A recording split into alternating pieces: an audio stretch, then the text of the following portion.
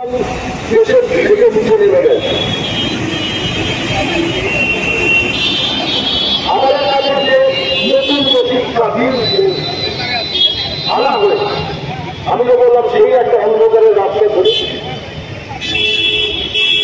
মহাগরিবের যে চেহারা, সেটা আরো নতুন ভাবে আরো কষ্ট করে আমাদের কাছে উন্মোচিত হয়ে যায়। চাহিদার মতো হিটলারের সময় যেমন বৈপত্র প্রধানত রাইটার ভাঙচুর ইত্যাদি সেটা করে না। এখন সাংবিধানিক ক্ষমতার মধ্যে থেকে সংবিধানের সমস্ত যে সমস্ত সংস্থাগুলোকে রেখে হুকুম জারি করে, এটা হবে না, সেটা হবে। আপনারা দেখতে পেলেন না রাম মন্দির প্রশ্নে, এই অযোধ্যার এই প্রশ্নে, হ্যাঁ, সেখানে বিচারপতি ছিলেন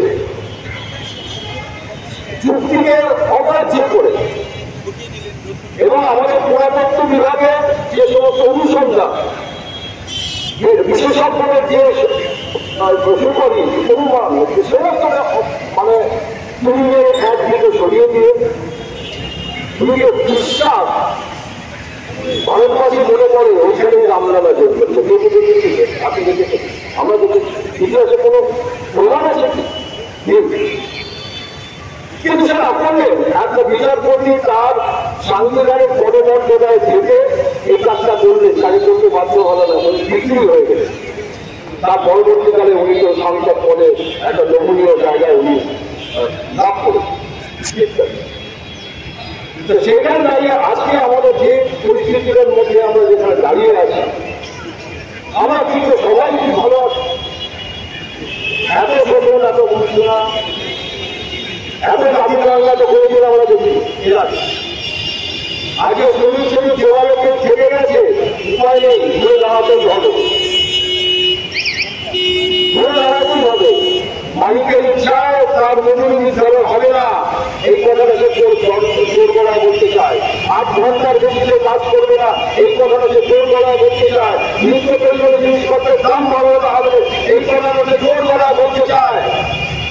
আর বলছে যে আজকে বসে নেমেছে, আজকে শুধু পদমাত্রা সমিতি কেন্দ্রীয় সংগঠনের সবাই মনে করেছে 9 জুলাইতে সাধারণ ধর্মঘট সারা ভারত জুড়ে আমাদের শপথ করতে হবে।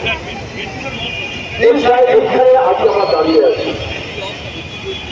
আমরা লক্ষ্য করেছি ইতিমধ্যে বিভিন্ন জায়গায় নারীদের অবমাননা, নারীদের লাঞ্ছনা, যে সমস্ত বর্ণনা করতেও আমাদের একটা অসুবিধার সৃষ্টি হয়। তৃণমূল কংগ্রেস বিভিন্ন কলেজে এখন ফ্র্যাঞ্চাইজি দিয়েছে তোলা ভর্তি নিয়ে তাদের কিন্তু টাকা পাইয়ে মানে জোর জবরদস্তি করে ঘুর পদে নানানভাবে চাকরি পাইয়ে এখন একটা ফ্র্যাঞ্চাইজি দিয়েছে বিভিন্ন কলেজে শিক্ষাক্ষেত্রে তোলা ছিল। তারপর সেই কন্ডাক্টর 25 ভাগ ধরেন শোনা যাচ্ছে। আর রাজ্য সরকার বাড়ির মধ্যে